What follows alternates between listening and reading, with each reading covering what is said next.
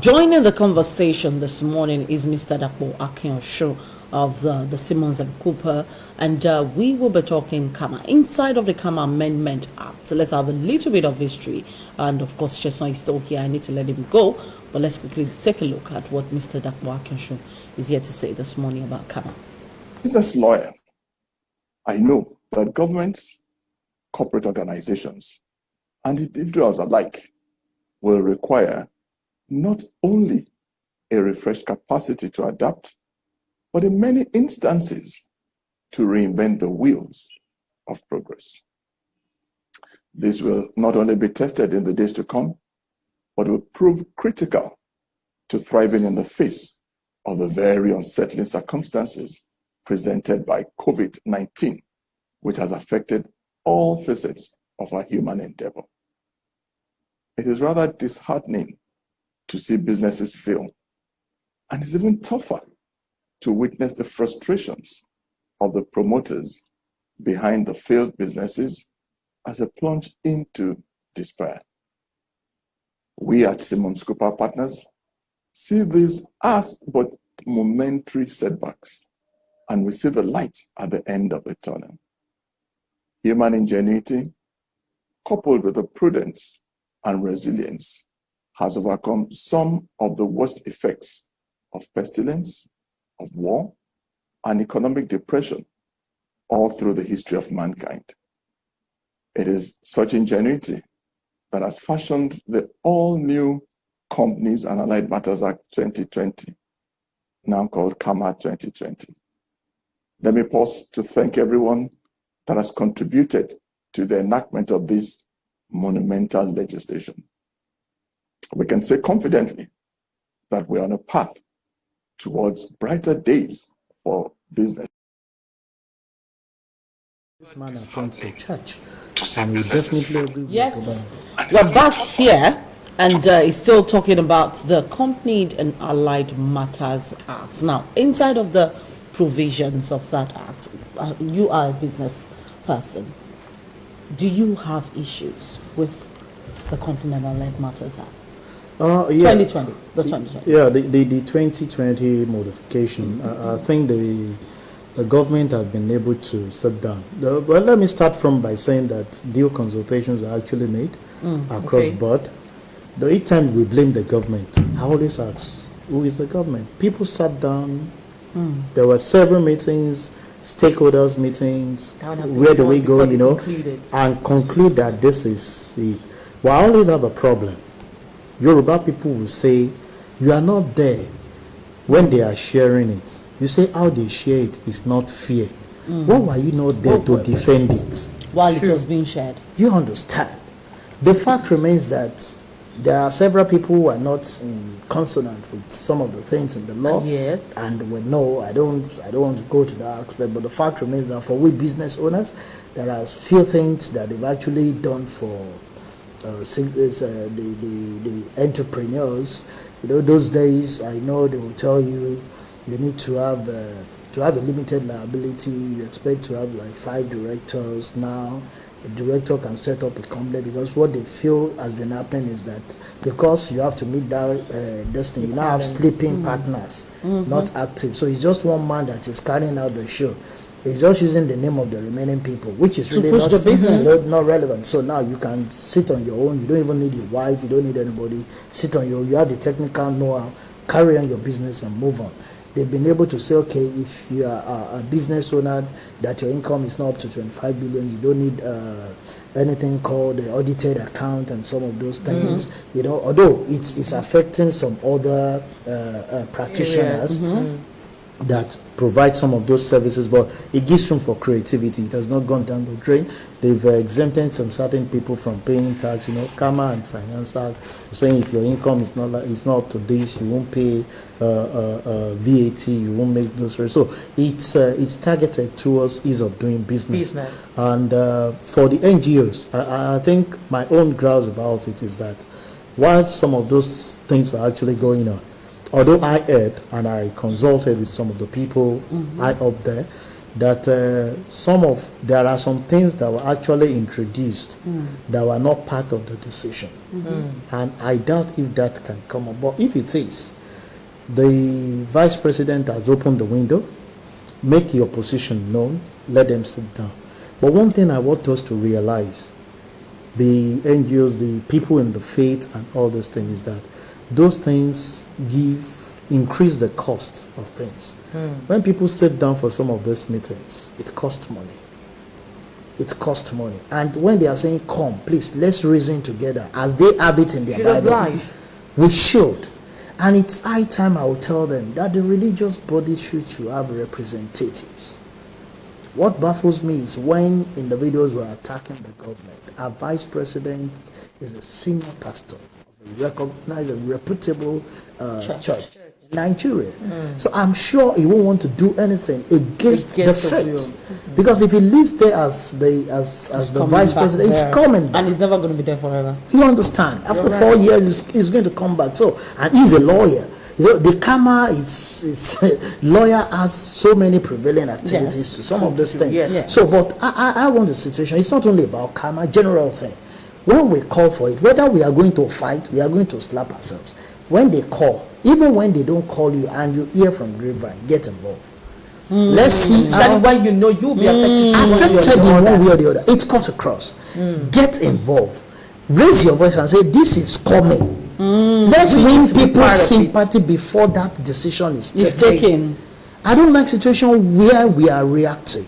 It is when the decision has been taken, people have started implementing it. We now started, for people that sat down, the government sat down, it went to the National Assembly. You know. Before even when the National Assembly sent it, you know, there's another part of that story. If the video is ready, we can get the video going. The National Assembly consulted the private sector, went all the way. Every organization that mattered was consulted. You know, and on the long run, it was agreed before the president assent to it. So you understand the process. But most of the time when we are supposed to be involved in some of these things, we are not there. Let's listen to some of this particular bit. Now, this is the provision of the CAMA Amendment Act. In just a few minutes, you see itemized one by one what exactly it's all about. Just to run through the timeline for how we got to where we were. So a much earlier version of CAMA 2020 was introduced to the National Assembly in 2013.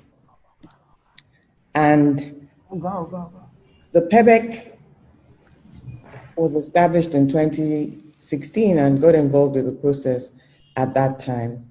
Even before that, say 2016, the section of business of Nigerian Bar Association had been engaging with the CAC on a number of changes wanted by the legal community. But basically, I think it was a perfect storm and the lines fell in pleasant places in 2017 when we started engaging the then Senate President, the 8th National Assembly. The then Senate President had an initiative that the Senate was driving, the National Assembly Business Roundtable, called the NASPA. And it had a number of SPL lawyers and business people, mainly from the NSG. So the Senate President then inaugurated a technical advisory committee to review the bill and to work with broad representation of both chambers to come up with the bill. And that's where the PEBEC Secretariat really got involved, pushing that process and bringing in a number of participants and technical expertise. So the bill was introduced to the 9th National Assembly in 2019 and passed. And then in 2020, the rest, as they say, is history. Yeah, so these are some of the players, the 8th and 9th National Assembly, the CAC, of course, the champion with the Ministry of Industry, Trade and Investment. So from the presidency, we just basically support and lend political will. But in this instance, the Secretariat went further to do a lot of technical work and bring in some technical expertise, global technical expertise, to make sure that the provisions that we put in, the novel provisions, were fit for purpose. So I've already mentioned the NBA section of business law and the NESG. The SEC were also quite instrumental, and the stock exchange and firms from the capital markets. And I'll speak a bit why, because of the debt derivative system, and I mentioned technical partners. So the objectives of the CAMA are, of course, quite clear: to make it easier to set up and run a business in Nigeria. We want to make sure that MSMEs in particular, from the Presidential Enabling Business Environment Council, we work on, of course, several reforms across all levels and arms of government. But in this case, for the business climate, we want to make sure that the very inception of starting a business and running a business for MSMEs in particular is seamless, layering a lot of technology and automation and making sure that the processes are in line with global best practice, just to enhance more transparency and better corporate governance. So some of the innovative provisions in the Act: of course, single member, single shareholder. I think that has been one of the most popular innovations, and we thought that the market was ready for it. Nigerian climate was ready for it. Very entrepreneurial people we are, and so it was only fit that we pushed for this at this time. We also pushed for a lot of electronic filing, electronic share transfer, electronic meetings for private companies and public companies, virtual annual AGMs. Even ahead of COVID, all this was done since 2019, really. So just the passage and the ascent. So we were ahead of the curve, and even in an eventuality, so CAC was able to be quite responsive, even during the whole COVID lockdown, because they already knew. Yes, we're back here. Now, Sheson, on a final note, do you see CAMA 2020 achieving the kind of impact it's meant to have on our business climate? Yeah, I see that coming up, because you see, it's part of what we have been advocating for, that the government has no serious business. If you hear what the woman said, he said wide consultation were actually carried out, technical, with the technical people that knows it, you know, gave their input. The only thing the president did was just the political will to make it work. That's all. Can we introduce that to other areas? And that's why I feel, CAMA, if anybody is crying now, it's like those that you have actually asked to represent you have not done that properly. That job. So if they are not representing you properly, what are you doing to serve as deterrent to other people? They started 2013. So started during the 8th Assembly. 9th Assembly came. If they too have sat down to start debating, we say they are wasting our time, this or this. So the fact remains that it has actually been passed to law. There will definitely be amendments as it comes up. What I would just encourage is, if there are gray area, I'm sure as we speak, they won't listen to individual. You must belong to a body. You know, either NBA, ICANN, CITM, you know, CAC, and all those bodies speak with one voice, because they are all represented on the board, so that you can pass your message and get your amendment. Because the vice president is magnificent. So one thing about life is, whatever law you bring down, some people must definitely be against it. It can favor all. So, but if they have opened the window that, well, we are welcoming amendments to see how we can brainstorm and move on, it's good. But as we speak, I think it will ease the business. The only one we're actually yearning for is the automation that the CAC are actually carrying on. Let's have the transparency of it. We don't want the situation you just talk on paper. Let some of this thing work.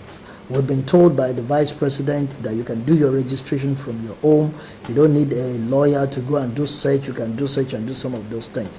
And again, to the followers, I think it's high time we have little confidence. Something happened 2 weeks ago or 3 weeks ago to a friend, and told me that he did the processing of his passport on his own without consulting anybody. Registered in the office, went straight to the immigration office, sat there, captured, without doing anything. That the only thing he did is that he looked at how he would have paid some people, and look at the people at the point of capture. I just appreciated it. I just appreciated them. And this, you know, several people say, I don't have time. Can we create time to see to do this, whether make those it work things seamlessly. the government are saying works. If it doesn't, we can go back and say, sir, I've tried it. I've tried. These are the pitfalls, and it's not to attack them. Yes.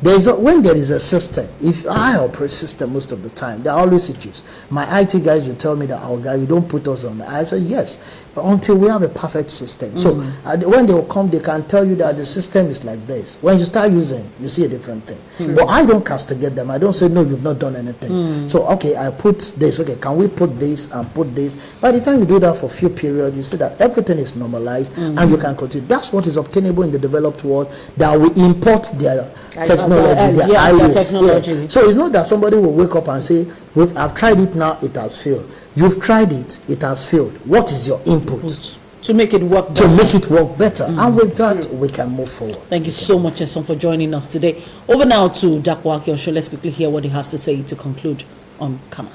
And it's even tougher to witness the frustrations of the promoters behind the failed businesses as they plunge into despair. We at Simmons Cooper Partners see this as but momentary setbacks, and we see the light at the end of the tunnel. Human ingenuity, coupled with the prudence and resilience, has overcome some of the worst effects of pestilence, of war, and economic depression all through the history of mankind. It is such ingenuity that has fashioned the all-new